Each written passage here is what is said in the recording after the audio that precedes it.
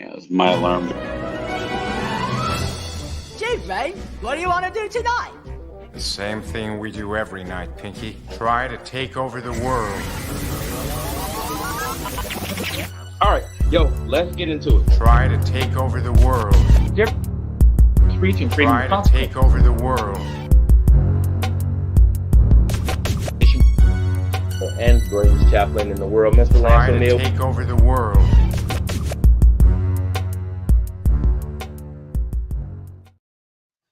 All right. What up, world? It is 8:30 on a Sunday. Do you know where your POGs are?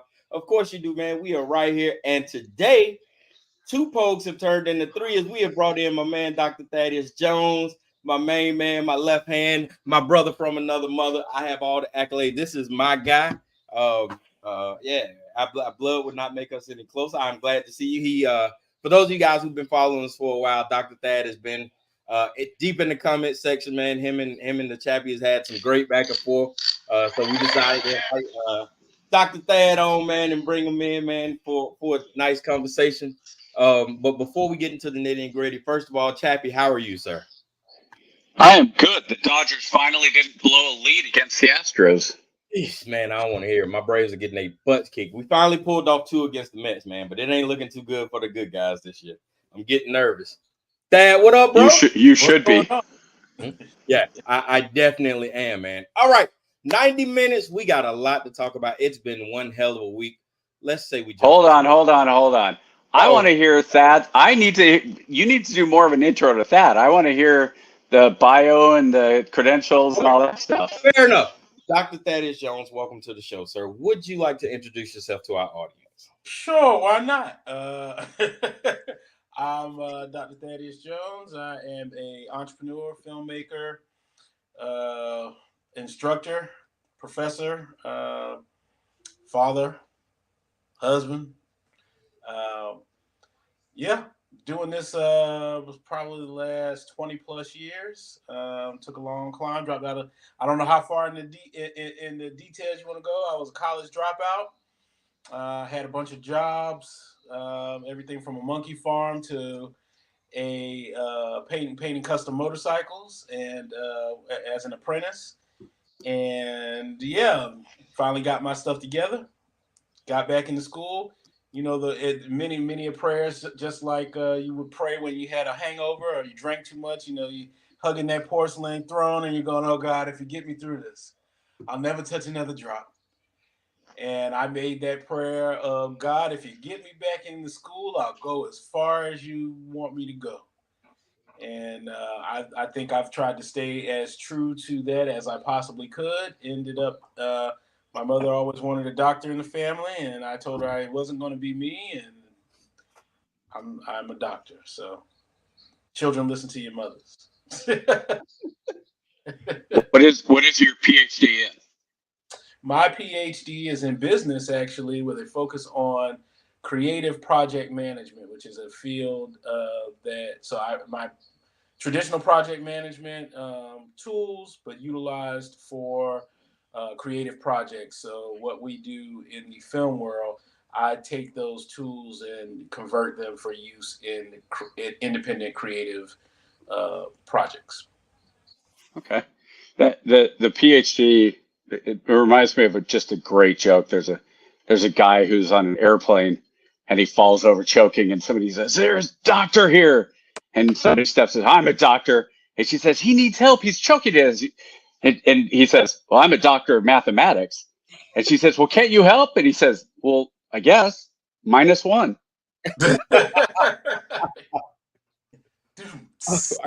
All right, fellas, listen. So we have had a very rambunctious week. We got a couple of things we're gonna talk about.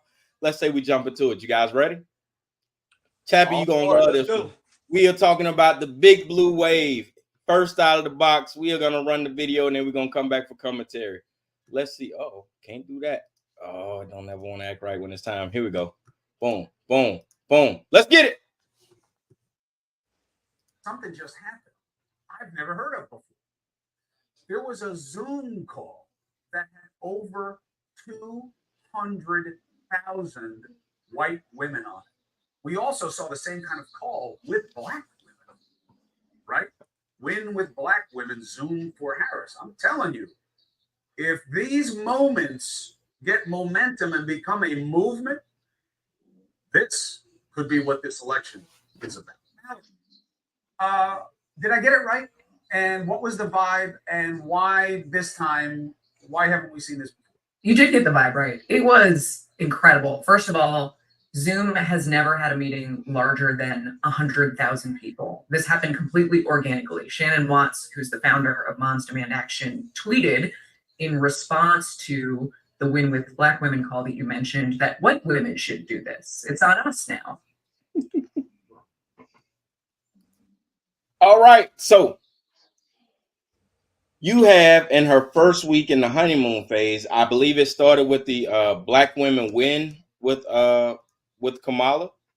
And then that led to 500,000 plus or minus in donations. Then after that, the black men were like, hold my beer. And basically the good brother Roland Martin decided to have a Alpha Phi fraternity meeting on Zoom where they raised $1 million, and we got a chance to sit in on their chapter meeting. And then on top of that, the white women was like, you know what? Here, hold my leggings, or hold my hold my Yeti cup, pumpkin latte.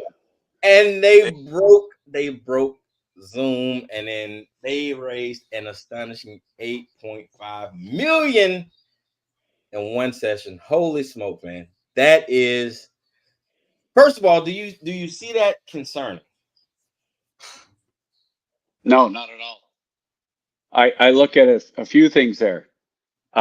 First, the organic thing I automatically question that many people, but okay, so be it. I mean, like realistically, but think about the people that are going to join that Zoom meeting. Okay, if you say we're going to have a political meeting for white women who are going to vote for Kamala Harris, you're going to have those kind of very active women who want to be engaged, who were already engaged, who are doing the things that you would expect for people who are highly engaged to vote for the Democrats. And I'm just saying the Democrats, that doesn't have to be GOP or just actively engaged. You can have the same thing with African-American men, African-American women, you have any group. You could have something where the Asians, hey, everybody who is Asian American that is going to vote for Kamala Harris, come on and have a Zoom call. We want to break the record now. And so the groups that are doing that, cool, more power to you. But when I see something that has 100,000 people that say, I don't know who I'm voting for, I'm really a true independent voter, I legitimately don't know if I'm voting for Harris or Trump. And then at the end of the call, they do a poll and it was like, okay, 75% of the people on the call said they were going to lean towards Harris, 25% towards Trump, something like that. That to me would be like, oh crap. That means independent voters, that's where they're going. Here's the other side of it. I'm also not worried about it because, and I really do think this, 2020, Harris ran in the presidential campaign and pulled 0%. In California, she ended up 4th in the primary and ended up dropping out. Tulsi Gabbard just absolutely ended her presidential run in a matter of about 90 seconds. So if you're Trump and you're going, okay, I'm really, was it 4 seconds? No, 4 minutes. I got a video. 4 minutes. Okay. But I think the part where she actually kind of initially, stuck the knife in, regardless, she did it in under 5 minutes. Okay. Yep. So if you're Trump, you're going, hey, what can I do to get Tulsi Gabbard on board? Hey, Tulsi, would you like to be, Pete Buttigieg is the transportation secretary. How does that sound a gig for you? I'd like you to join me on stage. I'd like you to come in and do the deal that has been going on for, 150 years in this country where those types of things happen. And I think that's something that with Harris coming in, the money, it's kind of like the money that they said she got $180 million in 3 days, which is a new record and all that. Well, yeah, because everybody else that had been donating, all the super Hollywood, the big money donors, they'd all cut off any funds for 2-3 weeks after the Biden debate. So I think it's good. This is it. You could call it a blue wave. I think what you put on there, calling it a blue wave, was pretty accurate. But I think the wave is going to hit. It's going to crash. It's going to go back out, and then we're going to really see how she can perform as a candidate, how she can perform on the debate stage, how her message is received. One thing that she's going to have to do is something that President Biden didn't have to do in 2020, which, in my opinion, led him to the presidency. She's actually going to have to get out and actually speak and be in front of crowds and in front of people. And right now, it made news earlier this year. Earlier this week, she had 3,000 people in Wisconsin, and it was a high school gymnasium or something. And at the same time, like that day, Trump had 30,000 people at a rally. So the rally size, I don't know if that matters, because we remember Romney in 2012 was pulling huge rallies. Right.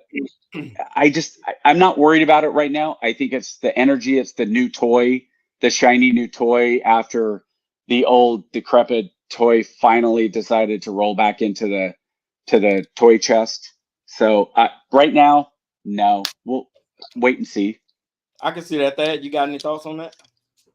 I think part of that is definitely correct. I think anything that is new and new energy, but I also believe that we are not in 2020. We are in 2024, and people are I don't know if I can curse or not, but dog tired. Yeah. Dog ass tired of the same thing. And I think that right now, this feels different. As far as, and so what you are seeing are people that, yes, are already active, yes, are probably the forerunners of getting politically active, right? But what I think you're also seeing are people that can carry a message and go and bring those independents to the table. And so if you are running this campaign, I think that that's where you start. You start with the people that are the messengers. You send them out. Obviously we're adding money to the war chest right now, but the biggest thing is we're getting names and roll call of people that we are going to send out to gather the vote for us. And I think that, even after we see the new shiny toyness of this campaign wear off, we are going to see a hardworking campaign machine put to use. And at least, that's what I'm reading. Okay. I'm glad you brought that up. So hold on. I'm gonna play this video and then we're gonna come back and we're gonna talk about it, because I think it kind of brings that point in a little bit. Where Vice President Kamala Harris received a big boost with an endorsement from a former president and first lady. And on the Republican side, as CBS's Robert Costa reports, Vice presidential nominee J.D. Vance is standing by comments he made about, quote, childless cat ladies. You're both together. Vice President Kamala Harris's historic week culminated with a strong personal endorsement from Barack and Michelle Obama. We called to say Michelle and I couldn't be prouder to endorse you and to do everything we can to get you through this election and into the Oval Office. With Democrats uniting behind her, Harris is now turning to picking a running mate, with some of the more than a dozen contenders getting informal tryouts on the stump, including Pennsylvania Governor Josh Shapiro. The vice president now has a deeply personal decision to make. Oh, is that Josh Shapiro? Yes. Because she went through it. I couldn't have picked him out of a lineup. You wouldn't. All right. So we'll go back to that in a little bit with the whole JD Vance thing here later in the show. But I wanted to play that because that part is significant, right? And I'll tell you why. So the president, the former president, Barack Obama, and his wife has made it an SOP not to nominate it or not to put their endorsement behind anyone before the convention, right? So when Hillary ran, she asked Barack to come out and stump for her. Barack said, "Hey, I can't. Once after the convention, I'll be more than happy to hit the streets." Fine. Same thing with Biden, who was his VP. He said, "Look, man, I love you, but I can't stump for you until you become the actual nominee." This is different, right? So Vice President Harris, as we know, is not the official nominee. Air quotes, right? Because it's anybody else. Yeah, anybody else at DOA, you know, if we're being honest. But it's very telling to see President Obama and Michelle come out and voice their opinion. That all right, so I'm gonna try to walk the middle line, right? I'm gonna try to walk the middle line because you know I'm a fan of Obama, and if we can get to it, we'll talk about it. But Obama's my guy, right? And he made a living on walking the middle road, right? He would remind people constantly, I am not the president of Black people. I am the president of all Americans. And for him to come out and endorse Kamala seems a little bit like, yo, that's my homegirl. You know what I'm saying? Like, that's my homegirl. I'm reminded of the Key and Peele speech where, you know, Obama was doing the handshakes or whatever. And like he got to Kamala and was like, come on. Bring it in. Yeah. So a little bit of home cooking, man, without her being the official nominee. And I get it. You know, I get it. I just don't like the way it's being done. You know what I'm saying? Like, I'm not mad at it. I just don't like the way it's being done because it puts a stink on a situation that don't need to be stunk up. You know what I'm saying? Like, No, I don't. What stink? So it's that loopholism, right? And I'll give you. It's the same concept from when senators don't like a bill or whatever, so they'll filibuster it, right? Like, hey man, we get it, you don't like the bill or whatever, but you're gonna use this loophole and you're gonna stand on the Senate floor and ramble for 60 hours just to stall it. You know what I'm saying? Like it's not illegal, but it is bending and riding the curve so hard to where it's like, man. What you're speaking specifically to is that she does not have the official nominee. Right. She's not the nominee. So for a former president to come out to say, you know what I'm saying? For a former president basically to come out and say, hey man, I don't care if anybody else put their name in the hat. This is my girl. Well, I think they have all but locked up, right? It's all but official except for the convention. Right.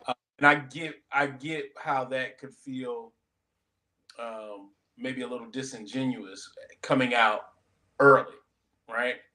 It's like getting a sneak peek at something that's supposed to be, you know, still undetermined.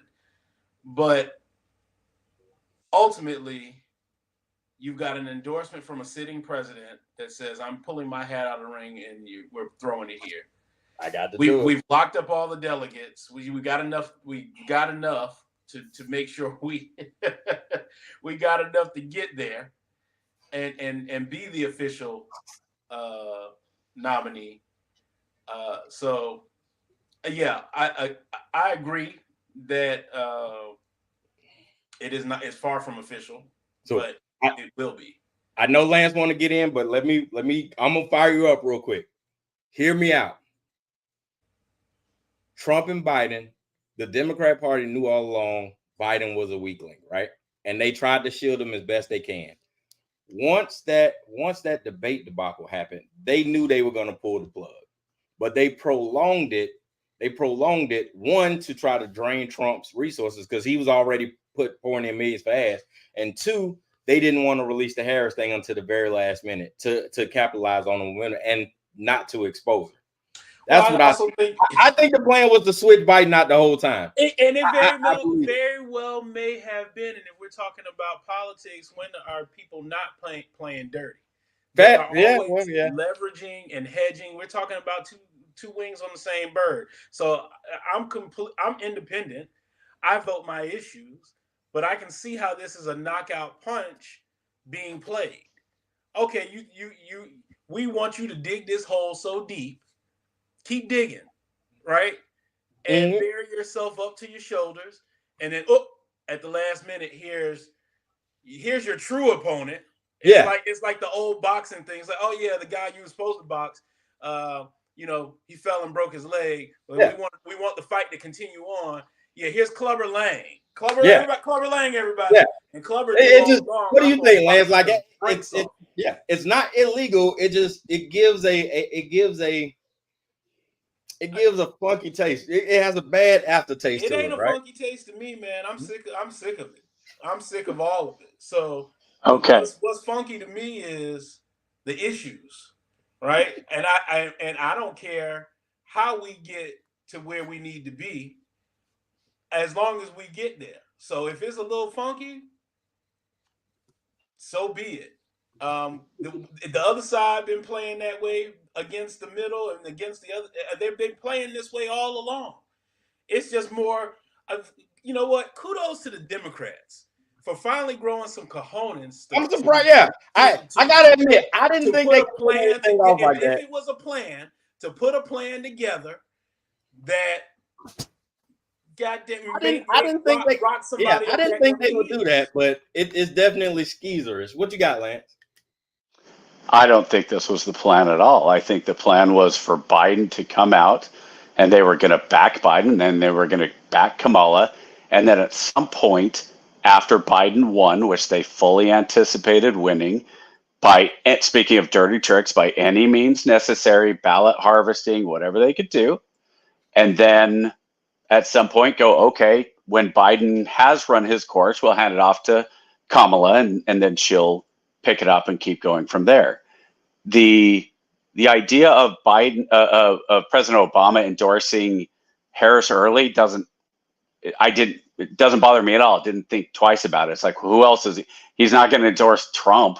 And as soon as Harris, I think it's a way bigger question as far as what smells bad is, how did she get the nominee? Like, if you're look, I tweeted out, when I'm agreeing with Black Lives Matter organization, then hell is close to freezing over, because Black Lives Matter organization, which, if you know me, I do not have any love or respect for. I appreciate the movement, but not the organization.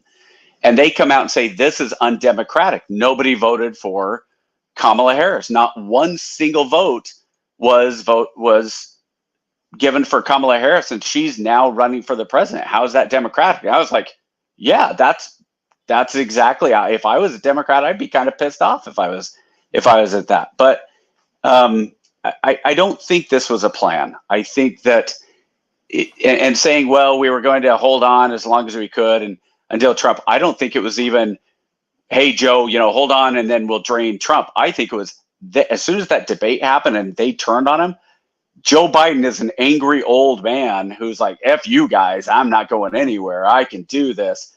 Jill tells me I can do this. And my boy, Hunter, who's the smartest man I know, tells me I can do this. And my son, Bo, who's been dead since Iraq, since he died in Afghanistan and Iraq of a gunshot wound to the head and the knee. And when he was beaten to death on the streets of Pittsburgh, he told me, and where are we talking about? I'm running for president and I'm Joe Biden.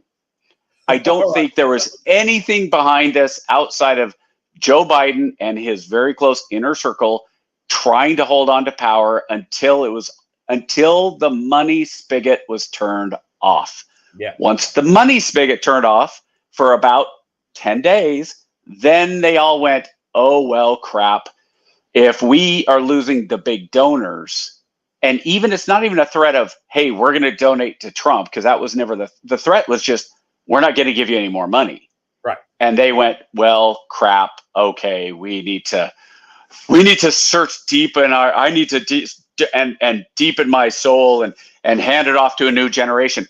Kamala Harris is not a new generation. She's 59 years old. She's not even the millennial, or she's not Gen X, is she? I don't think she even qualifies as Gen X. I'm an old Gen Xer. I think she's right on the edge of Gen X no, she's early Gen X. I think Gen X starts in like 1969, 1970, which is about 55 years old. So technically, regardless. Yep. I don't think the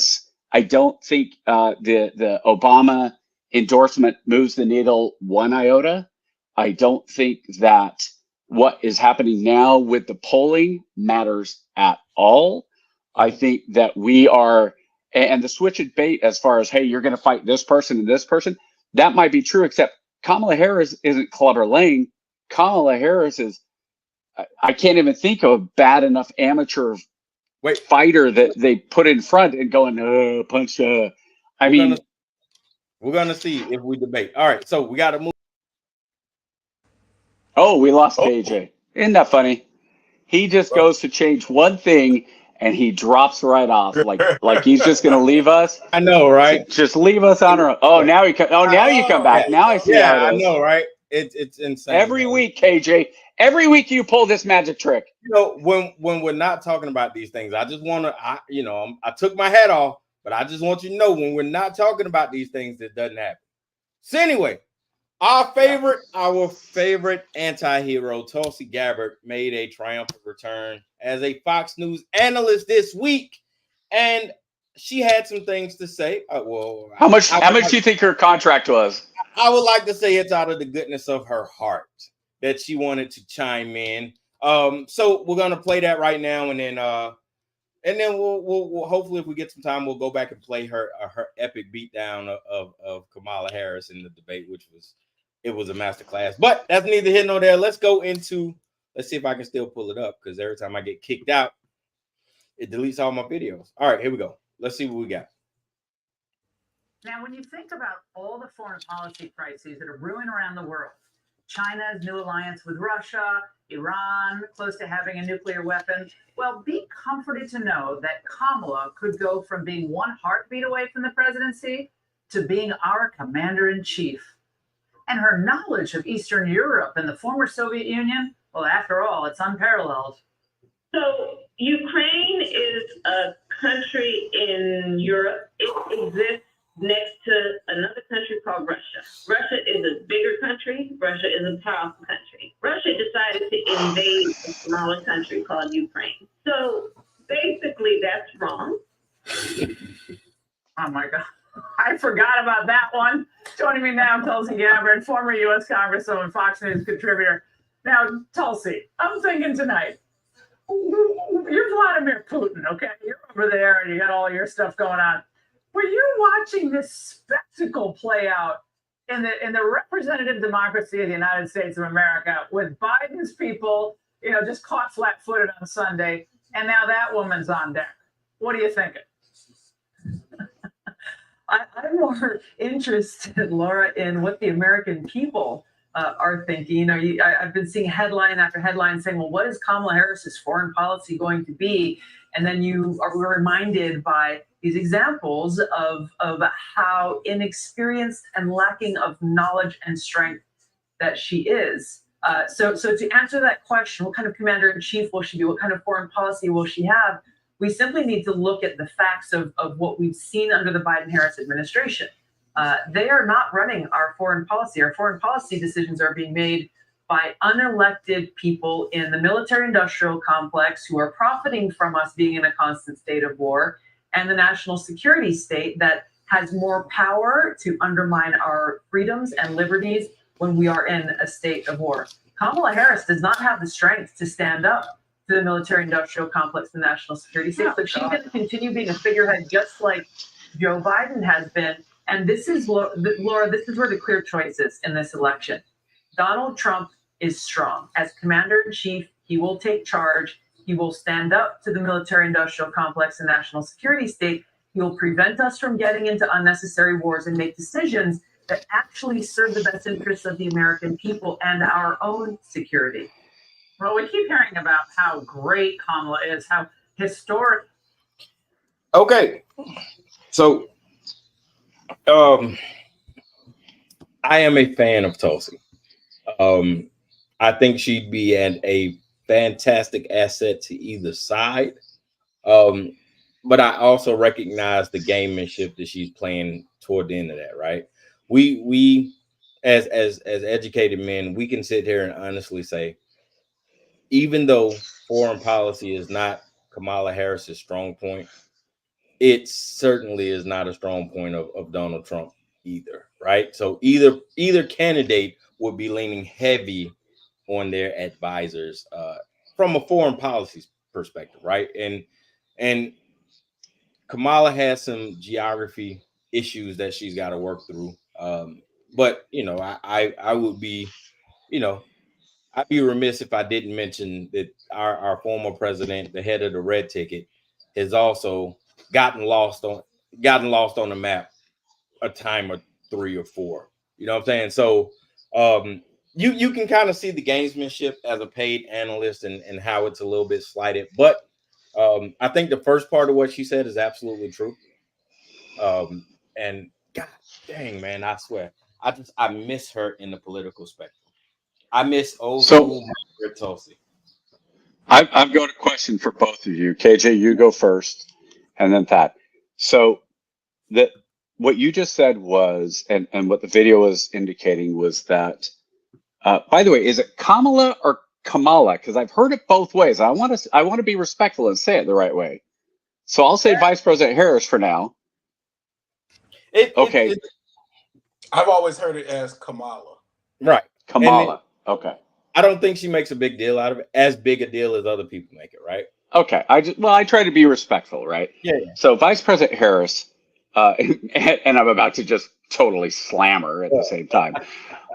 So they just said, oh, well, we know Vice President Harris's strong suit, or you said, KJ, Vice President Harris's strong suit is not foreign policy. Yes. So my question would be, what is her strong suit? So I'm glad you asked that question.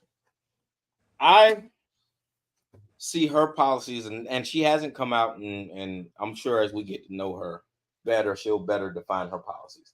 But for me, she will be a champion she'll be an advocate for justice reform. I think that's a political spectrum she can stay in. I think she needs to stay out of. I think really. Yeah. Yep. Based on her history, right? Yeah, and I will tell you, she did her job as a prosecutor, right? She prosecuted unjust marijuana laws, and it happened. And then when you look at the numbers, if you go back and look at the numbers, I'm not going to spoil it for you, but those thousands of black men that she locked up, the actual number of people who actually went to jail were 46. 46. She was a prosecutor 8 years, and only 46 men went to jail as a prosecutor. For marijuana. Okay. Now you say, okay, well, she was locking black people up, disproportionately. And I'll say, well, I don't know if I'm not making that argument at all. I just know as a DA. So what I'm saying is, welcome to America, because prosecutors all over the country have been locking black men up disproportionately for decades. So we can't sit back and throw this on Kamala Harris all of a sudden and say, well, she locks black men up. No shit, she's a prosecutor. All prosecutors. If you look in your municipality or in your city or your district, I will guarantee you 10 dimes to a wooden nickel that your prosecutor has either similar or higher incarceration rates. Do you know why? Because they have villainized black men to the point to where their constituents wanted those black men locked up. So now you can't come back as a citizen. You can't come back and say, well, I don't like her because she locked black men up. But you voted. No, I'm not saying you. I'm saying as a constituent, you can't come back and say, well, I don't like her because she locked black men up, when the sole reason she kept getting reelected was because her incarceration rates were high. Right now, in terms of case dismissal, it was circumstantial evidence and this, that, and the other. That's not necessarily a DA issue. That's more of a systemic issue, right? But only 46, if we get down to the brass tacks, only 46 of those guys actually serve jail time. So for me, that's not okay. Still the question becomes, what is her strength? Because she was in the Senate. I don't recall any bills pushing for criminal reform. And Trump, and for the record on that, I think Trump can beat her on the record for criminal reform, just as a thought. But go ahead. I got you. So here we go. So you remember that HBCU funding bill that Trump signed, and we said Trump did more for Black people than Obama did. Do you know? Do you know the senator that pushed that through? I'll let you take a guess. It was a senator out of California. Well, I'm guessing it was Harris at the time then. Yes, sir. So when we say, well, what has she done? Well, we dig into the weeds, we look at her record. Kamala Harris has been very forward. She pushed unsuccessfully, might I add, 3 times to pass the Voting Rights Act that got kicked back. So we've seen her put in the work. It was unsuccessful, because of Congress being Congress, but Kamala's been putting in work, man. And I say this not even as a fan of Kamala, but just as a trying to stay in the middle gray line guy. She's putting in the work. So I would imagine her doing that same thing. Now, where she's failed at has been obviously the border policy, because Biden was like, hey, I'm going to hand that to Kamala. And that was an absolute, or Vice President Harris. And that was an abject failure, right? So I think she's going to get hit hard on that. I think she's going to get hard on the economy. And I think foreign policy is another weakness that she's going to get hard at. But that's where the VP pick comes in. Thad, what you got? You want to chime in on that a little bit? Yeah, I think that you hit some nails dead on the head. I also think that she is going to mobilize the women's reproductive rights. That is going to be huge.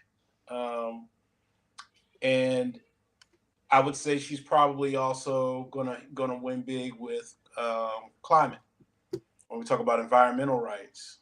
And so those 2 things I think that are gonna be big, and where her record will definitely help. And to your point, I think these are all the reasons why you choose the vice president that you choose to run with, right? You want someone strong where you're weak. So, and mind you, weakness is God forbid we have someone that is as perfect and is so strong on everything else. You have folks that would not admit to having a weakness. Yeah. And I think that, that in and of itself, that hubris is weakness and easily exploited. And so, we've already come through a great deal of that. I think, we need someone who can put country first, and put us all first.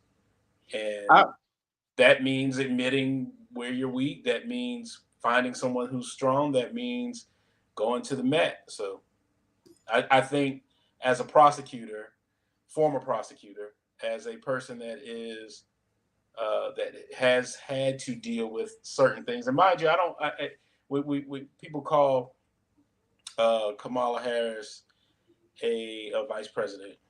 Kamala Harris, the black choice or whatnot. She is not necessarily that. She's not ADOS. To be fair, the black coalition did not push Kamala Harris to the front of the ticket. This was strictly a blue party thing. This was the Liberal Party telling people what's good for them once again. This was not a Black America uniting, coming together saying, this is our guy. We want her, or else there'll be consequences. The problem is the average person doesn't know who they are. That's why Trump was able to mobilize so many people, right? Because he was able to just tell you, you want me. I'm going to do this. We didn't get half of what you promised, but it's okay, because I'm going to do it again. And again, when we are dealing with folks on a larger scale that just want to be told what to do to stay safe, you're going to have that. Yeah. I think I don't know, man. I think she's in a good spot to where her record is minuscule enough to where she can paint herself to be whatever she wants, right? There's nothing like she doesn't have enough of a history to where you can go back and pinpoint and say, okay, well, she's extremely, left on this, or she's extremely, moderate on this. She's been just close enough to the middle of the road to where you can't really pinpoint it down. So I think as voters get to know her a little bit better and she starts to define her policy a little bit better, people will be able to make a more informed decision on it, right? And I think you're right. I think abortion is going to be huge. You can already see President Biden's already talking about reforming the Supreme Court. I think that's dead on arrival as it is. But I can see President Harris kind of taking up that mantle and doing that as well. I remember she was really big into, like, when the pandemic, she was really big into upgrading the health system, like telehealth and maternal health and stuff like that. So, I mean, there's some things where she can sink her teeth into. She has a footing, right? But I think her greatest asset is going to be the ability to kind of shape it how she wants to. What you got, Chappie? You were researching for a minute. What you got? Well, no, I was trying to find the Kamala Harris HBCU, and the only thing I could find was Senators Doug Jones from Alabama and Kamala Harris recently announced a historic Black college university will receive a 14% increase in funding in the Senate's omnibus spending bill signed by Trump. So I was trying to find the author, and the author was actually in the House. Yeah, Representative Adams. Yeah, but she's one of the sponsors. She's one of the sponsors on the bill from the Senate. Yeah. No, and that's fine. But first of all, you don't get to define yourself. Never have been able to in presidential campaign. You are always defined by the opposing party. That goes back as far as so she can say this is what I believe it. But you're going to have. I think her problem with her light record comes in two parts. One is that because she doesn't have a real hefty history in the Senate and as VP, then you look at what she has done, and you're seeing it now. You're seeing the black holing of her record, because she was labeled as the most liberal, most left liberal senator by the congressional rating, and that's going down. Did Bernie Sanders die? No, she was rated #1. Like, it's funny because it was Nora. What's her last name?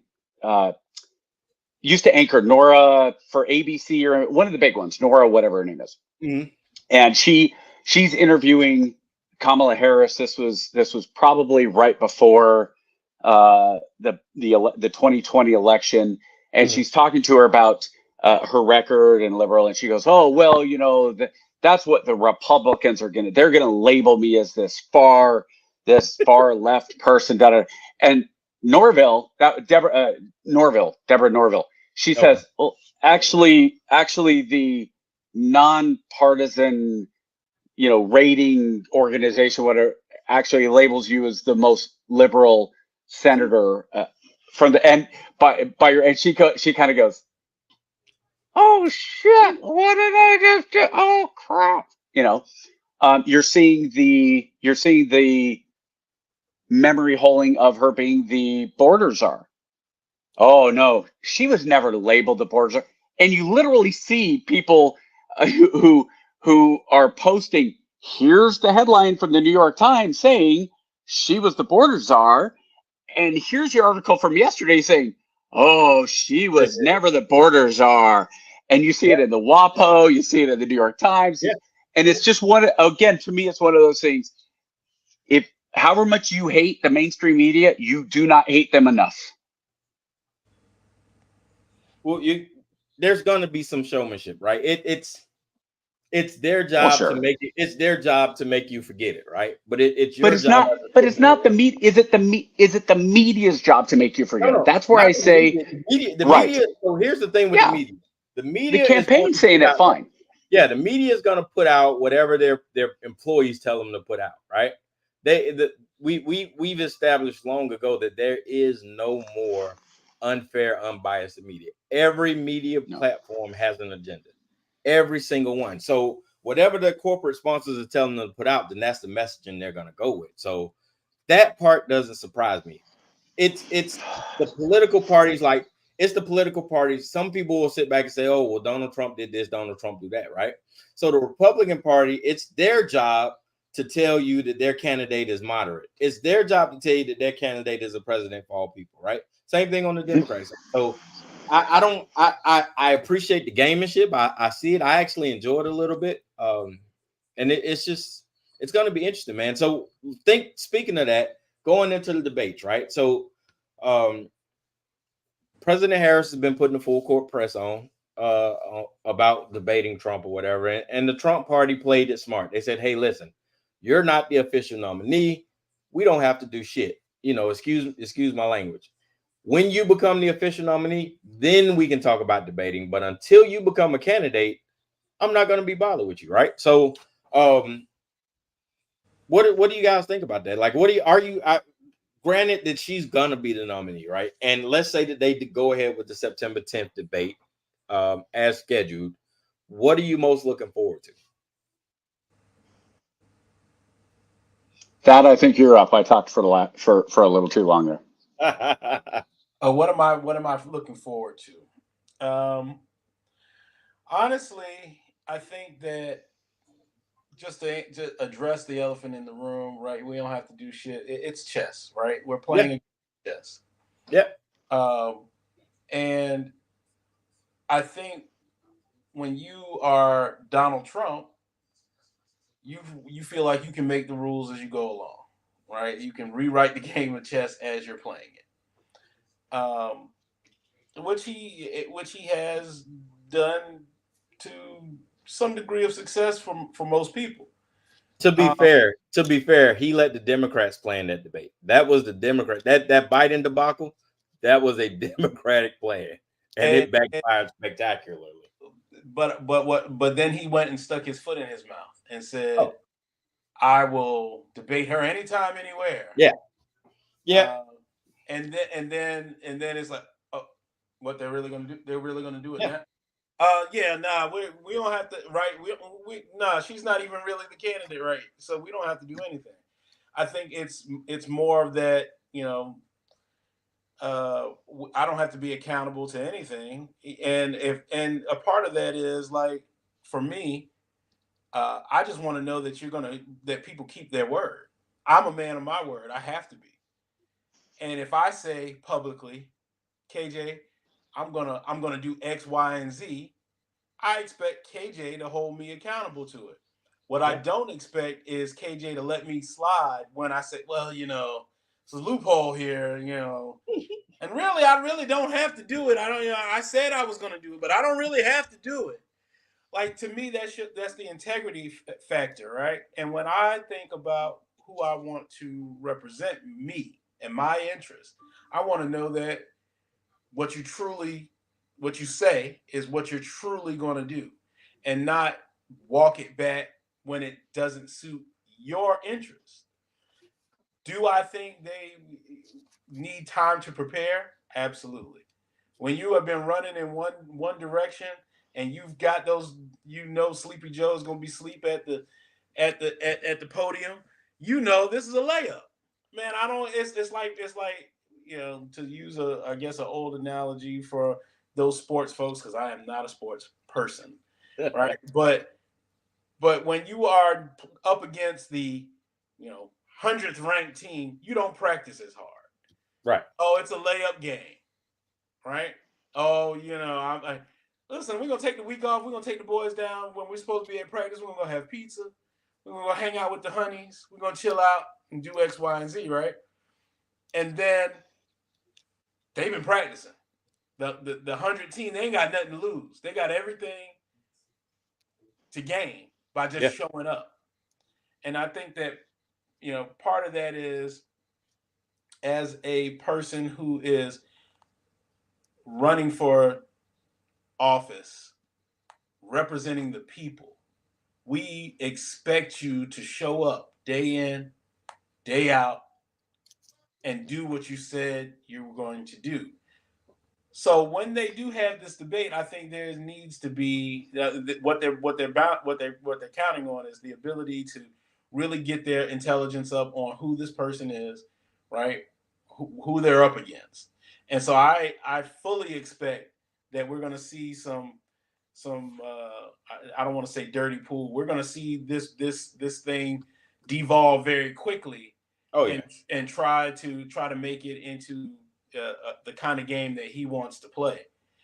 I think the opposite side is going to try and hold that game to, playing the strictly for the issues. Yeah. And they're going to steer it towards the issues that they know he has backtracked on. They're going to stick the things that I said I was going to do this, but I didn't do this. And they're going to try to hold that as the yardstick to keep the measurement on. I think where the vice president has a ace up her sleeve is that she doesn't have a ton of things that they can really pull from. So, what we teach is all the time, you make your weaknesses your strengths. Yep. And so I think that those are going to be the things that actually help her to get her point across, to kind of hopefully corner. But honestly, like I said, these are two wings on the same bird. I just want somebody that's going to be accountable and really do what they say they were going to do. And as far as the system goes, the system as a whole needs reforming. Yep. So hold on, Lance. I know you look like you want to jump in, but I'm gonna play this video first, and then we're gonna jump in. I want, because I think it's gonna lead into what you're gonna talk about. Let's see how close to right I You're gonna jump off. You're gonna drop. No, you're there. I hope not. Who in the last few years have left their old party and are now voting for Trump. Latina Brown and Madeline Brame. Madeline, good to see you. We'll start with you. She's been vice president for almost 4 years. Yeah. Obama was president for 8 years as a black man. So is playing the race card here really a smart strategy? Thank you so much, Laura, for having me once again on your show. It is absolutely the most silliest thing that they could possibly do, because most African Americans know that the illegals' benefit card is worth more than our worthless black card. So why would we care about who Kamala Harris is, about her race or her gender? We care about the policies that she has pushed with Joe Biden for the past 3.5 years. We are struggling. We can't even make ends meet. You talked about retirement earlier. I have to work till I'm 70 years old in order to get my full retirement. So, no, Black America is not supporting Kamala Harris, all right? Has nothing to do with the failed policies that she has championed and stood on for 3.5 years. Now, people have called Kamala the DEI candidate, but Democrats, they don't like that. Whenever you hear DEI, I want you to think about the N-word. I want you to think about racial slurs. That's what they actually mean. Latina. When you hear DEI, think of the N-word? That's where they are. That's it.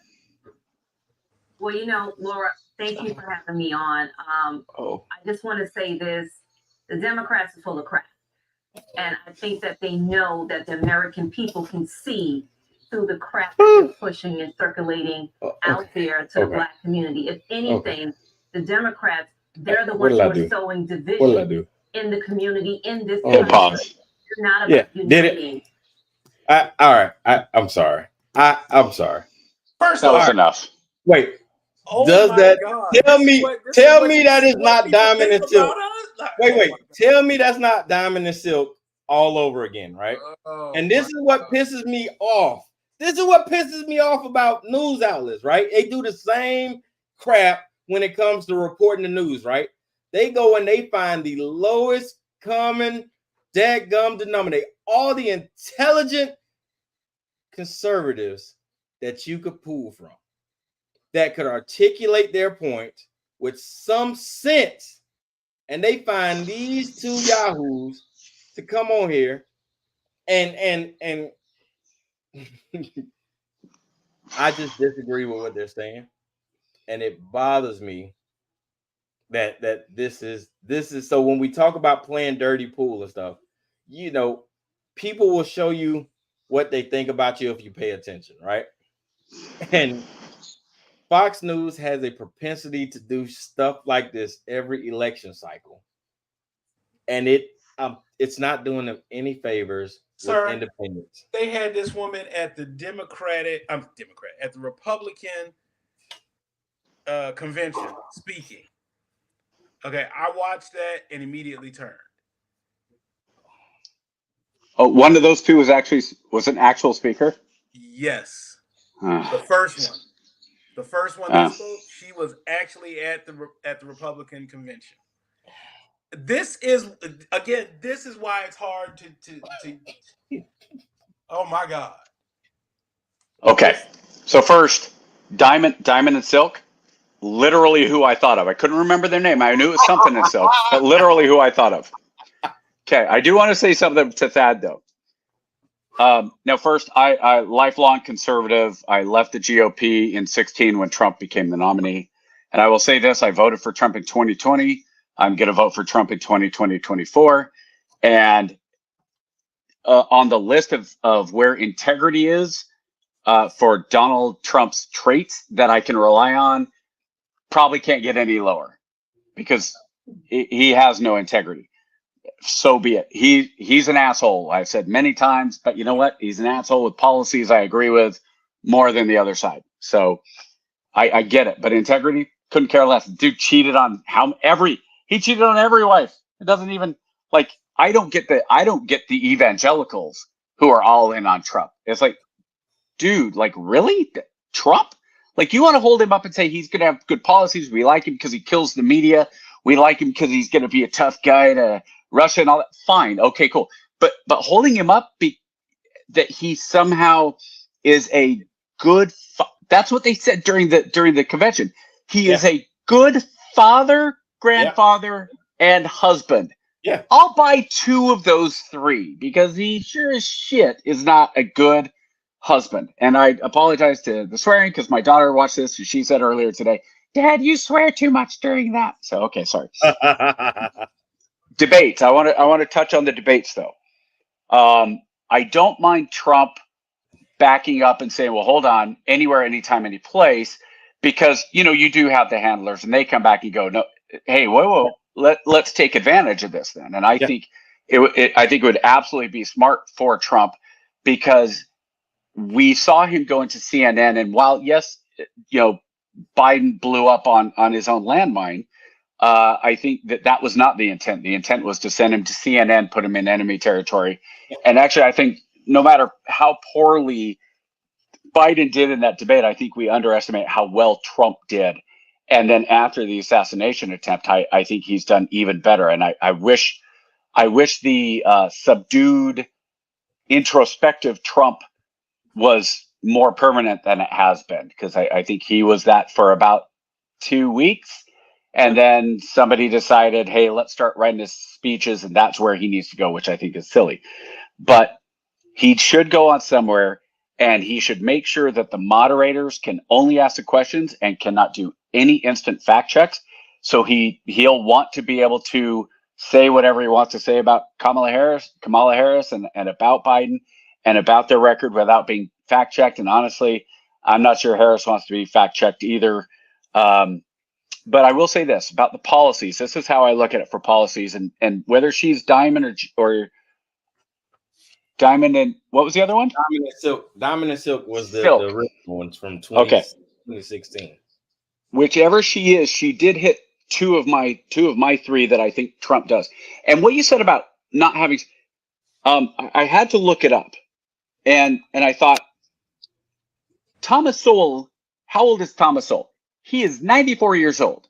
Yes. I will still rather listen to Thomas Sowell take his time to get his thought out than just about anybody else on the planet. So maybe, unless he's really just incapacitated, I'd love to have him be that person on Fox News. I don't care how old he is, because there's plenty. It's not about age. It's about your mental acuity. And if he's able, that's who I'd like to hear. But I look at this.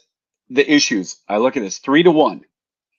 Trump can hammer Harris on the border, Mm-hmm.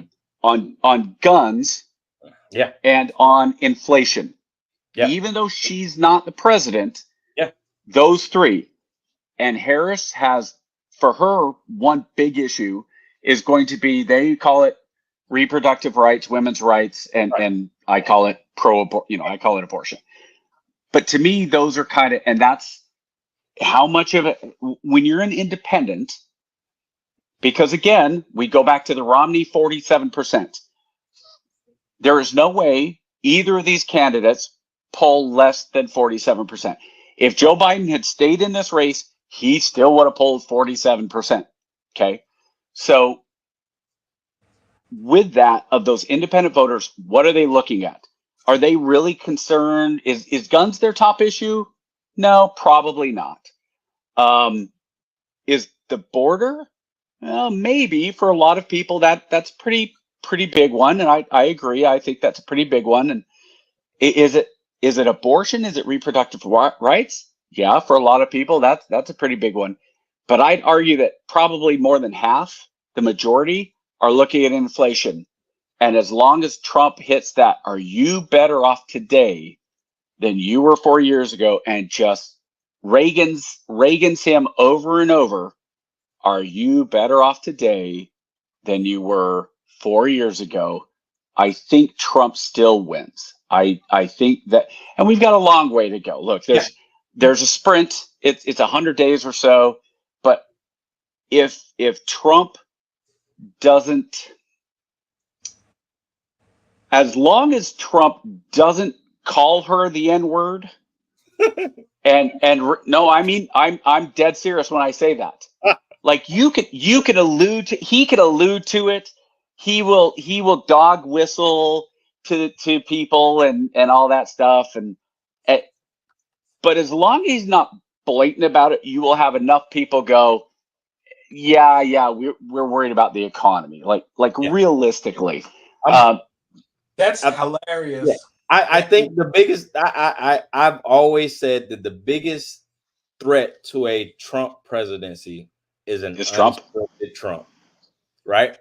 Like I said, when you watch Trump, he's masterful. Like for the first 20-25 minutes of any rally, any speech, when he is on point and on his talking points, Trump is masterful. He is hitting all the moderate points. He's saying everything that perks an independent's ear. But where you run into problem is Trump will get flustered or he'll start feeling himself and then he'll go off script. And when he goes off script, that's when the sound bites come out. That's when the Democrats are sitting back licking their chops like, oh yeah, this is where we need them. And then I found JD Vance starting to pick up. And that's why I didn't think that was a good pick for him. Because instead of having somebody who's temperamental, I think Nikki Haley would have been a phenomenal pick for VP. You know, and I get it, hindsight is 2020, but Nikki Haley on a Trump ticket would have been that moderate voice of reason to say, hey, you know, yeah, the president's a little wild, but let's pull it back, right? Where you got JD Vance is kind of like, yeah, more, and that's gonna get more soundbite. That's gonna get people more in trouble, right?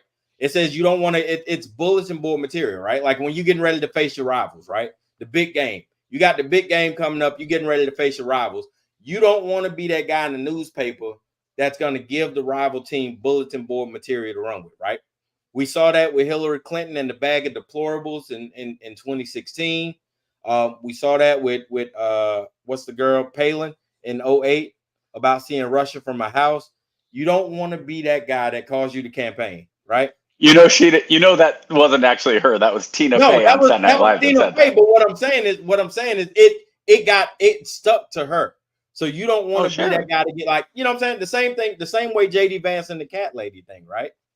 It's going to stick to him. Completely out of pocket. I mean, completely out of context in what he was talking about. But because the messaging because the messaging took a life of its own, it's going to stick to him regardless. No matter what he says, it's going to stick to him. Let me ask you a question about that. Whatever he said about cat ladies, and you see the same thing right now going this weekend about Trump saying evangelicals, you only need to vote this for, and you won't have to vote again, right? And now to me, Trump was saying like, look, this is the last time you'll need to vote for me because I won't be here. I don't think he was very articulate. But the cat lady one, you don't have to vote for me. I think that this goes back to, Thad, you want to talk about integrity, journalistic integrity, because there is none. When you had Romney, you remember Romney, what was his big thing that everybody got, that left got him for? Binders full of women. What was the context, though? He said, look, I asked for qualified people for this position. And they came to me and they said, here's just this list of men. I was like, no, I want women. I want to have a full, and then they brought me these binder full of women, and I looked through everybody and found the best picks. And they went in and they said, binders full of women. Oh, Romney. Oh, so I don't know. I almost look at, and this has been true for a long time, but especially since probably the worst was the 1960 Kennedy and Nixon election, was how in the bag the media was. It depends on how far back you want to go, because the Andrew Jackson election was, that one was pretty. Yeah, I'm trying to say a little more modern history, because if you start going, Andrew Jackson, people are going, who's Andrew Jackson again? What's a stone wall? What does that mean? So, but like realistically, in the modern election cycle, I think it's pretty clear that the media and journalism, really just killed Nixon in a way that was brutally unfair in 1960. But when you're looking at modern today, and this is why, again, with the media and all that, I have never said the 2020 election was stolen. I've said it was manipulated, and I think the GOP is stupid and Trump is stupid to continue down this idea that the 2020 election was stolen.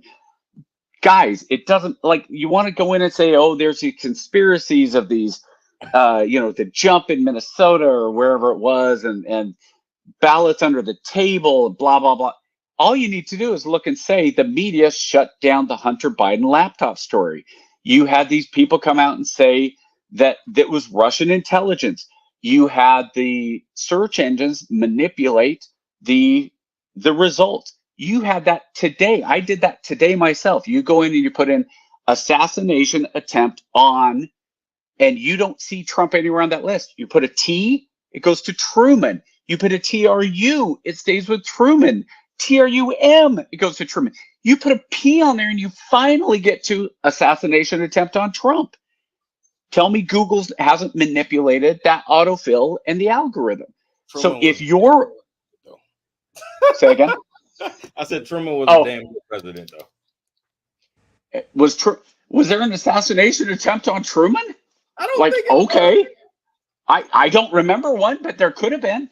So, but that goes to show you how the algorithm can be manipulated and how the big tech and the media itself is in the bag for not Trump. Okay, I'm going to say it like that. They just, Orange Man, bad. So I think that it would be this is why what Thad was saying.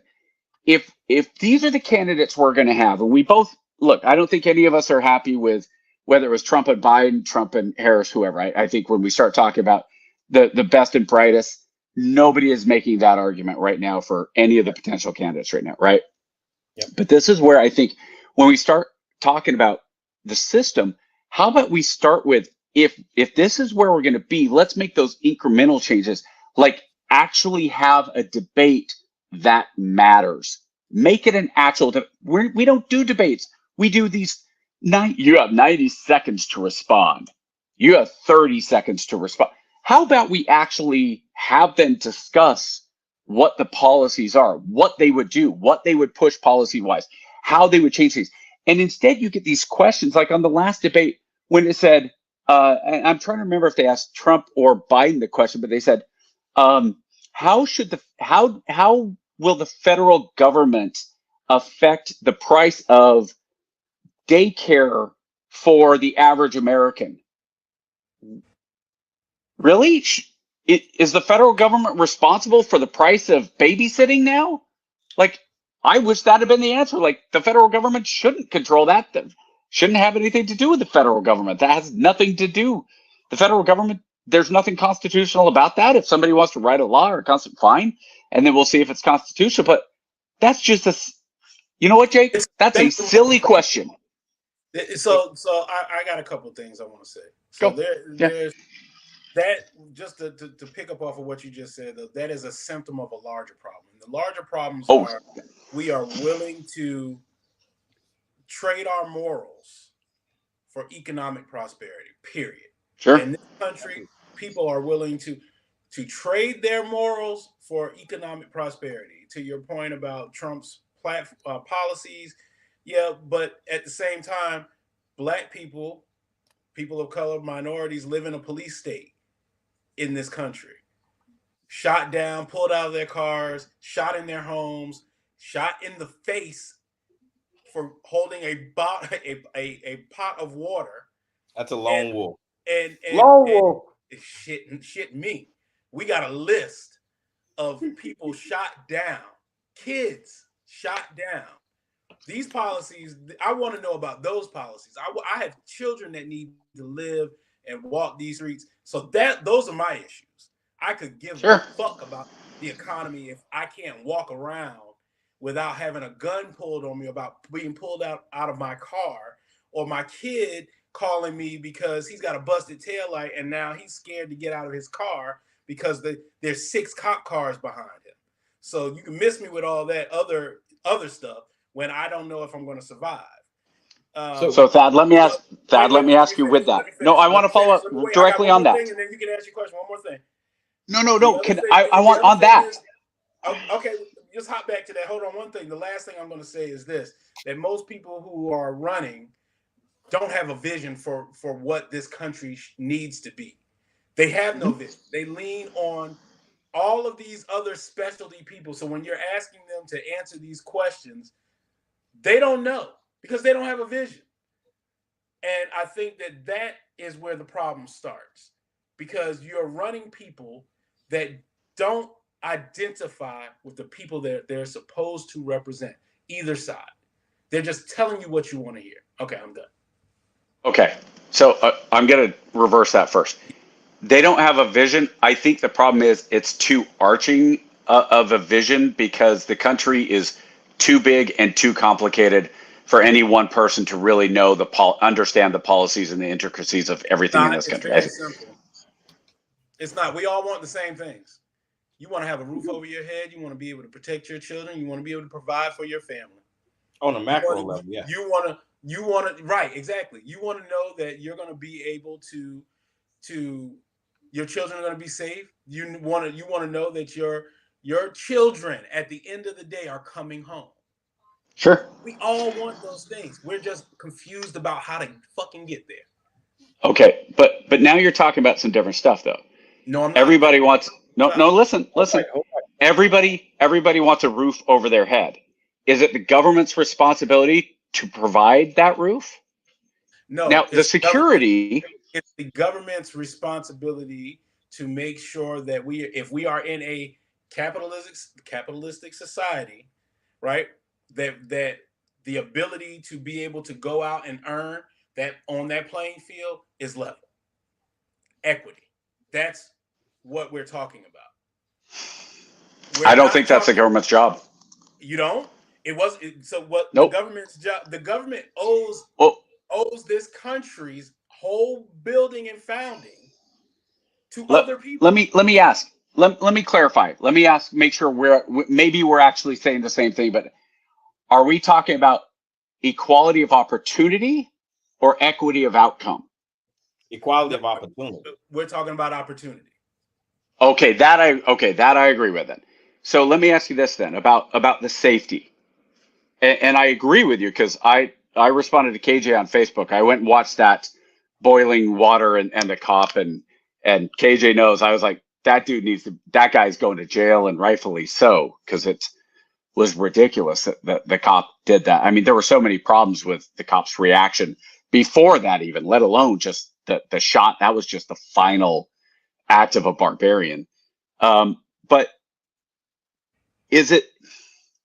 where is it the responsibility? Like, I look at it and go, when you're talking about the federal laws and you're talking about how to keep your kids safe, and since I'm white and you're black and we're talking about the black community have a higher risk because my kid gets pulled over, probably not going to have the same fear, whether it results or not, the same fear.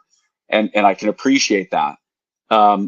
Where is it in the federal or the president that can fix that? Because I look at a lot of that going, if you have cops that are doing this, you can say it's systemic countrywide, but then why is it worse in places like, let's say, Los Angeles versus? Let's how long did it take them to pass the Asian hate crime bill?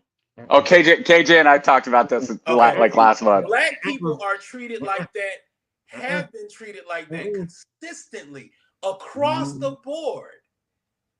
There is no crime bill for us. You know why? Because it's acceptable. Had this been a white woman in her home, heads would roll immediately.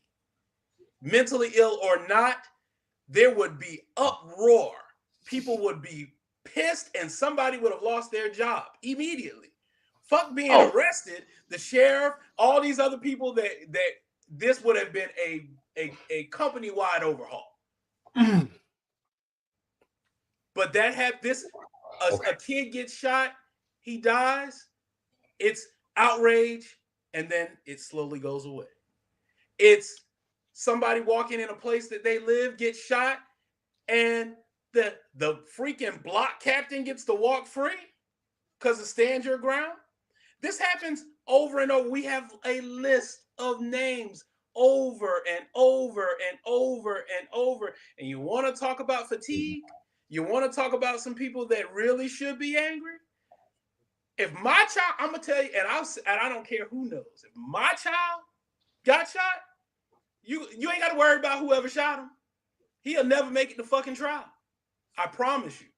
I'll go to trial because I'm gonna do that for mine. I am definitely a firm believer of eye for an eye. Just being completely honest. I stand on that principle in the Bible. So what I'm saying, as far as we talk about federal goes, right? Had there been a change in law that says, and this is what really pisses me off about Trump, that police officers should have no accountability, that okay, you can shoot us down and there's nothing that anybody can do because you're in a high-risk job. Enriched immunity. Say that again. Enriched immunity. Enriched immunity. That's bullshit. And it's that it ain't even a dog whistle no more. Like, we know what, when black people hear that, you know what we hear? I can't say all black people, but I know what I hear. Right? I hear it's okay for you to shoot us down in the street because white people ain't dying in their homes like that. White people not being shot in their beds, shot in their home at 2 a.m. You're starting to see a little bit more, but not on that level. So I want to jump in real quick before we move on because I really want to get to the last one. We can say the last 20. So yeah, we're gonna run over. I hope. My bad. Give me about. We're gonna be about 10 minutes over. So you sure? I mean, because if we're talking about the 90-minute mark. Yeah, it's fine. I bought the extended. We can. Yeah, I got it. I was just gonna say, because what we can do is we can stop at the 89 and just flip it right into. Yeah, start it over. We're good. We are good. So here's how the federal government impedes, right? They govern without govern when it comes to police. I'm not sure if you're familiar, right? So what is her name?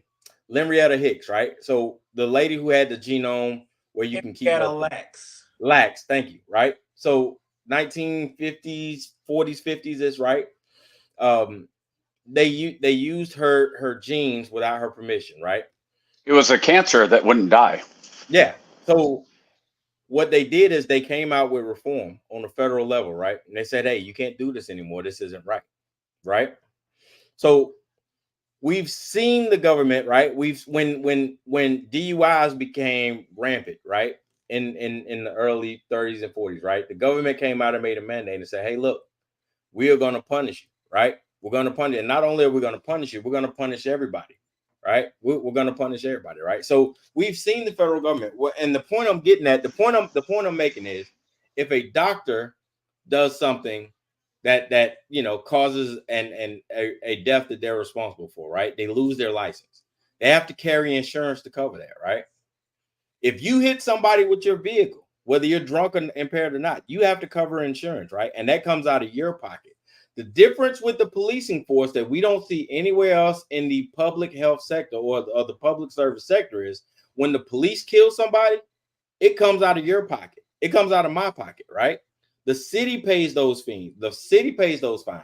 The city has to pay. Basically, citizens have to be financially responsible for their own victimhood. And that is where I think we can fix it. If you were to, and I'm not even talking about taking the pensions of the police forces or the unions. I don't even want to mess with their pensions. What I'm saying is, you have to now carry insurance. You make it a national mandate that officers have to carry insurance, right? And when these sorts of incidents happen, their insurance rates get tagged. After a while, you'll start to see improvement. You'll start to see a course correction, right? Do you think? Well, let me ask you that then, because this is always what I go back to when they talk about more gun control laws or things like that. Okay, what part of an insurance requirement? Let's just use your example here. What part of insurance requirement stops officer? Who was? I don't even know the guy's name. Whatever. And that's a great question, but that's not. What stops Officer Barbarian from shooting that woman in the face? That's not the intent of insurance. Insurance isn't there to stop you from doing it. Insurance is there to punish you and the people responsible, right? So here's what I'm saying. Punishment for him is going to jail. You know what? Here's the issue, right? So here's what I'm saying. If that insurance union, if that police union has to have insurance on those officers, right? And that insurance premium that they have to pay keeps going up because of the reckless behavior in that department, they're gonna have a come to Jesus meeting and say, hey, look, dudes, you are cutting into our money by being reckless. You need to have more control, right? So it's not necessarily impacting them. One, it takes the financial burden off of the municipalities and the citizens. So you don't have the cities who are already running in the deficit having to pay these ridiculous fines.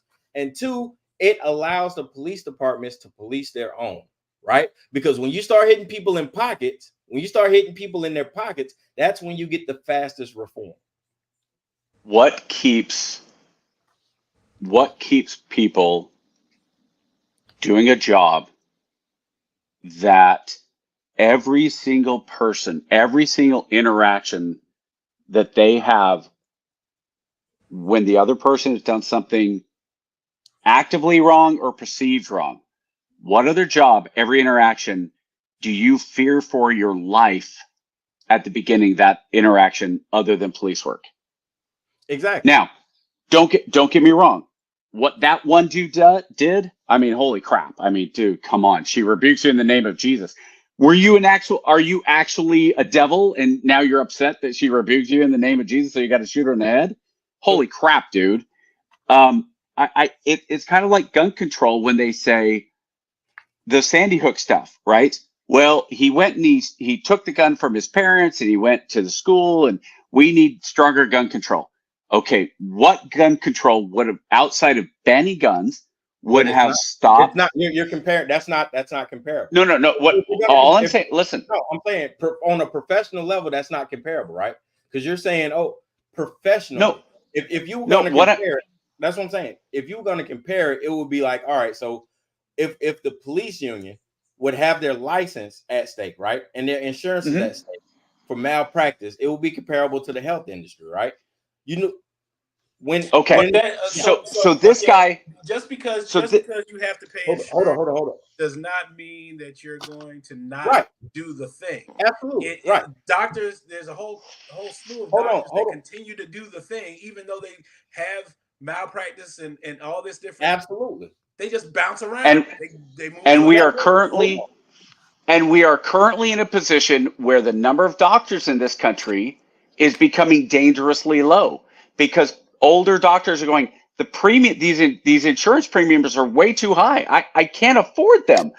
So why am I OBGYNs? Huge deficit because there are a lot of problems with births and things that OBGYNs deal with. That's a huge problem. So now if you're saying, all right, now, and again, I do think there's better ways to do things, but when you have the union, let's say, and we're just going off of KJ's example of insurance. So now you go in and you say, all right, union, you guys, your premium's going to go up. And if you don't fix yourself, then there's going to be issues. All right. So now the union goes, okay, the premiums are too high. We can't hire anybody. Now we're going to be forced to pay overtime, or we're going to have calls go unchecked.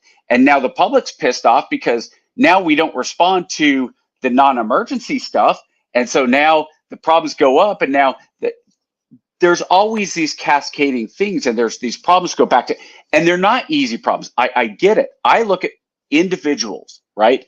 And I understand you have patterns of behavior. I understand, that when you have the culture of the Los Angeles Police Department from 1960, probably 1950 through however long leads to the 1968 race riots and the 1992 riots. Yeah, there's reasons. What's going on in Los Angeles does not necessarily mean that what's going on in Los Angeles is affecting what's going on in Minneapolis. Minneapolis has their own problems. What happened in LA doesn't lead to Officer Chavin on having his knee on George Floyd's neck. Mm-hmm. What Officer Chavin didn't lead to this guy shooting the poor old woman in the face, right? So, yeah, I think there are problems. Immunity. Now, if you're saying immunity should be no matter what, as a police officer, you cannot be. I'd have to see. First of all, we all know when politicians are on the stump, they say things that are very, very different than what is going to be law, right? Right. And so I take everything that is said on the stump with just massive, like, whole on grain, blocks of salt in a lot of ways. And it's one of those issues that, honestly, to me, we go the wrong way. Instead of saying, I need the police to come, and I know that what the other side of this is already going to be, but I think the police, I don't want to rely on the police. I don't think either of you want to rely on the police either. Dad, what you just said, somebody shoots my son, I'm not worried about him going to trial. I'll stand trial because I'm going to go out and I'm going to shoot him in the head too. And if it's a cop that does it, I'm going to be a cop killer. That woman, if her neighbors had come out and they surrounded that cop and beat the shit out of him, I vote not guilty. Put me on that jury. I'm fine with that. Watching that video pissed me off because I'm a former military police. I've got a lot of friends who are cops. It pisses them off too. And KJ, I told KJ this, and so it was a private, conversation on Facebook. But the thing that pissed me off secondarily was that the partner, his first reaction was he drew his gun too. It's like, no, dude, your first reaction should have been, man, officer, what the gun away? Why are you pointing your gun at her? Yep. Yes. Yes. And you that. Yes. Exactly. What are you, dude? What are you? Put your gun down. What are you doing? What the hell are you doing? There are a couple of things. The problem that we're talking about is it's a training problem. It's a systemic issue in the police training. It's how the fear of and to what I wrote down was this. To your points, doctors don't listen to Black patients either. So when you're talking about things that happen. This is why, you know, things like this continue to happen. Right. I just posted on my Facebook earlier this week a story about a nurse during the crack epidemic who was getting information about her patients who should have been receiving treatment. Yep. And she was criminalizing their addictions and turning them into police as soon as they had their babies. Yep. Which led to their children being taken into the system. And so instead of treatment, they were criminalized. This kind of stuff happens over and over and over and over again to Black people. We are perceived as a constant threat. When a cop sees me in a car, they don't know that I have a PhD. They could care less. They don't know that I'm an entrepreneur. They don't know anything about me. What they know instantly is that I'm Black and I'm a threat. I may be toting, I may be carrying, I may be a drug dealer. I am not given the benefit of a doubt. But if I were white, I am given the benefit of a doubt before they walk up, they touch the back of the car, they walk in, license and registration, because you're a citizen. You're not perceived as that threat off the bat. Doesn't matter anything else. You could be dangerous. As soon as he walks up to the front and he says license and registration, you could blow his head off. But he's not going to be ready for that. He's going to be ready for me, regardless of what I do. So I have to teach my sons different to live in this place to come home. Two things to what you're saying there. Mm-hmm.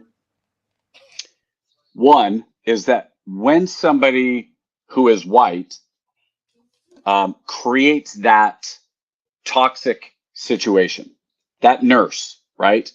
That one nurse affected how many Black families, right? So it could be one person who disproportionately affects a significant number of people, and that's the history shows that this happens more and more. You talk about syphilis trials, you talk about Henrietta Lacks. We can go down a list of Black people treated as sub-citizens.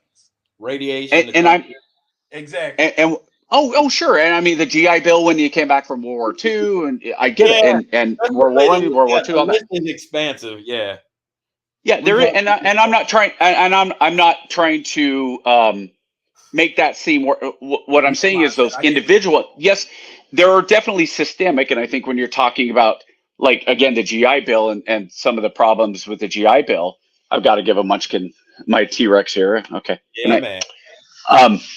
When you're talking about there's the difference between the systemic issues like the GI Bill and the Tuskegee, those government things, versus the one individual who makes it horrible for a group of people. And that I agree with. And the second one is this, and I have to say this so carefully, or else I'm going to get absolutely killed in the comments. Okay? But statistics are sometimes valid. Okay? Now, if a police officer, and it doesn't matter if that police officer is white or Black, if they walk up, if there's that perception, and maybe the statistics are falsified, maybe it's a lie, but if the perception of that officer is that because I'm walking up on you, Thad, that you are more likely to shoot me than if they walk up on me, is that a training issue? Is it a societal issue? Is it a statistics issue? Is it a combination of all the above? Is it a flat out just racist issue? Because again, I've got friends that are cops that I've got a brother-in-law that's a cop, right? Is he more scared? Some of my friends are cops. Are they more scared when they roll up on someone who's Black than white? Absolutely not. I'm curious. They are. I'll tell you. You know what Black cops are afraid of? They're afraid that they're going to get their partners complaints. They're going to get enough complaints that they're going to be out of a job. because they will pull over people, and people will say, well, my brother is such and such and such, and I'm going to go and complain. And once a black cop starts to get enough of those, there's a problem. So again, what you're talking about on the other side of that is what you're talking about is a problem that from the base of how it was founded, black people, no matter what your role is, are seen as the threat, inferior to be citizens, no matter what your role is. If I'm black and a cop and in a role of authority, then why are you're Uncle Tom? So they are cast out of the side of black folks because we feel we can't trust them, and on the other side, you're not quite white enough to be over here, right? It's a messaging issue, yeah. And so what you're asking, are there, what kind of issue is it? It's a foundational issue. And anytime you build a foundation that's on, you build on a faulty foundation, you're going to have problems. We have never addressed these problems, and so they just continue to build into all of our institutions. The reason the nurse was able to do what she did is because she was emboldened by the system. She was able to do that because nobody was going to challenge her and say, aren't you breaking your patient's confidentiality? Aren't they looking for treatment? Shouldn't you be referring them? Nobody was going to challenge her on that. When you see cops that abuse their authority, nobody's going to challenge them on that until they have a shooting where it's caught on tape and the public is made aware, and then good cops suffer along with bad cops. Okay. We gotta move forward. We've been on this for 32 minutes. Hold on. I gotta hit something here. You guys have been two more things for the last 36 minutes. Go ahead. But this one. All right. Okay. Yeah, first, moving on. KJ, you and I talked about this with the book White Trash, yes, where poor white people were above black people. So no matter how poor, they were still better than the black people. So I agree. The systematic mindset of that. Yes. The second thing is this: I personally have experienced racial bias by an African American female who put my career at risk. There was no accountability for her. They took everything she said by her word. My word meant nothing, ultimately because, and this was said by several black leaders, well, you're just our white Protestant chaplains, you're a dime a dozen. Now, that does not excuse anything like the cop shooting the woman in her house. But I will say that if you or anybody has a way that we can move forward and fix this, and I think this is more beneficial than anybody in the federal government, is us just talking about this stuff. This is more beneficial than any law that's been passed in the last 20 years. If our audience would actually, if people would actually listen to us and just be willing to engage, would do more.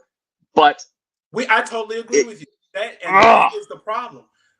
Yeah. They won't have the hard conversations because then you have to do something about it. When you acknowledge that there's a problem, the next thing is, well, how do we fix it? And until when you are out here saying that there's no racism in this country, bullshit. Oh, I didn't say that. No. There is. Yeah. Not you. Oh, yeah. I see what you're saying. Yeah. We have people that get on the stump and say this kind of rhetoric. It's dangerous. All right, hold on. You ain't gonna be taking no cheap shots at my man Tim Scott. I'm just letting you know I'm be attacking Tim Scott on this show. That is my guy. Timmy is my guy. You gonna leave Timmy alone. All right, now. Go ahead. This is gonna be another 30-40 minute conversation, but we gotta get to it. I know. But all right. The complicated legacy of the 44th POTUS, right? The question was asked this week. What has Barack Obama done for black people? And that question was asked in reference to Kamala Harris and the rub, right? So what I'm going to do is play two videos. They're about 2.5 minutes each with different views of the legacy of the 44th POTUS. and then we'll come back and we'll talk about it, and hopefully we can finish this up. And I'll tell you right now, I am going to put a not my lane, because realistically, if you're talking about the black community of Barack Obama, what they've done for the black community, it's not my place. So I'm going to sit back and listen to it, and you two get the next. You two will be able to have your conversation, and I will sit here and be entertained like everybody else. The legacy of the 44th president is what we're going to talk about. All right. So first up is Tavis. Don't call me an Obama hater, Smiley.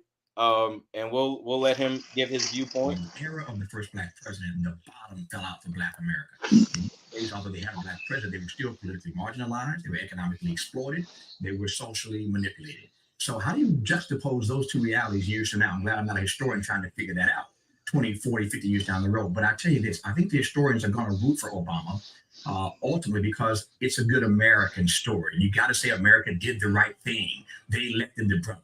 You know, so the story, the narrative kind of takes its own shape.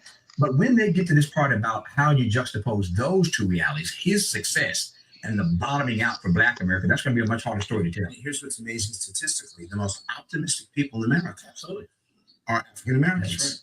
Right. And because they're excited, they're still excited about this president. They still defend him, no matter what has happened to them economically. That attitude changes dramatically as soon as a Republican is elected. Do you think they become less optimistic as soon as a Republican's elected?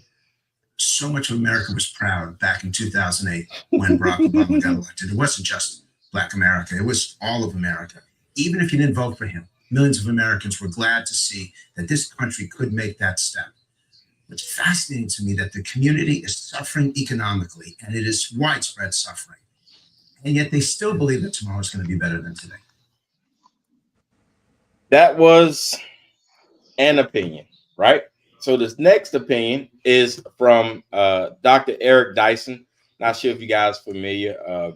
Professor, very esteemed brother in the proverbial black community. And we're going to hear his thoughts on the legacy of the 44th POTUS. Hi, everyone. This is Natasha Alford with thegrio.com. And today I have the pleasure of having Dr. Michael Eric Dyson with us. How are you, Dr. Dyson? I'm doing fine, Ms. Alford. Nice to be here. To see you. Good to see you as well. Dr. Dyson, as you know, is a Georgetown professor, commentator, acclaimed author, and now author of the new book, The Black Presidency, Barack Obama and the Politics of Race. It's hard to believe that the 8 years are kind of over already. What do you think of this legacy? Well, I think President Obama will go down as one of the presidents that we've ever had. His accomplishments are remarkable. First year, second year, when you talk about bailing out the banks, when you talk about bailing out the automobile industry, when you talk about giving us health care, job numbers just came out recently, 215,000 jobs added. I mean, when Bush was running stuff, it was pretty dastardly and pretty depressing. And he's been an extraordinary boost to the economy. On the other hand, I think when it comes to issues of race, that will not be the strongest part of his legacy, because I think President Obama has been hesitant to address race. I think he will have a mixed legacy when it comes to addressing the issues of African American people. Right. And you talk about that in the book, sort of being in between a rock and a hard place, right? You can't, whenever President Obama spoke about race, there was always this firestorm, no matter what he said. But at the same time, Black Americans are Americans too. We are Americans too. And the thing is, he faced a lot of tough times on other issues as well. It's not just only race that pulled him down. I mean, when he spoke about, issues of gay, lesbian, transgender, bisexual people, so that's good.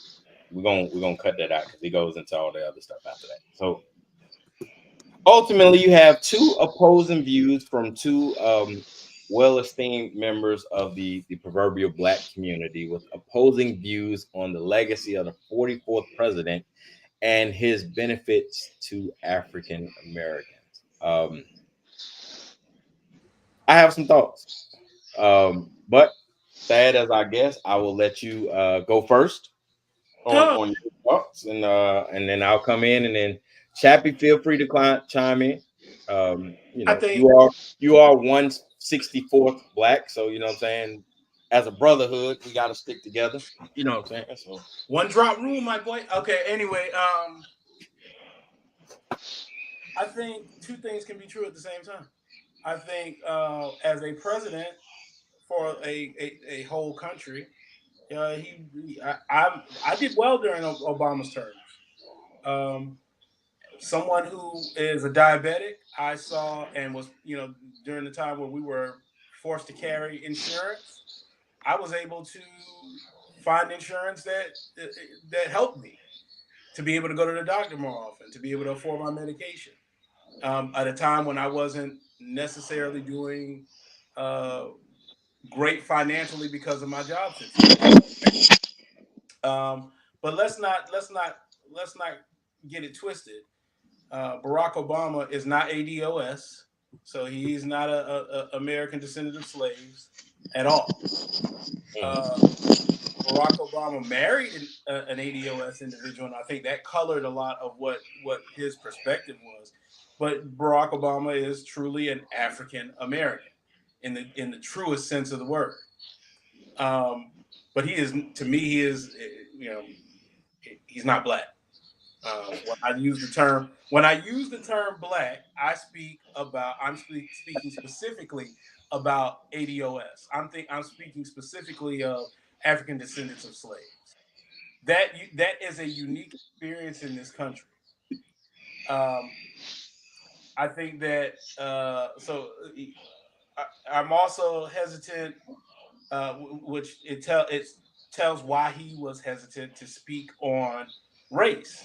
His experience as a black man in this country was colored by the aspect of having a white mother and an African father, which is not the same as being ADOS.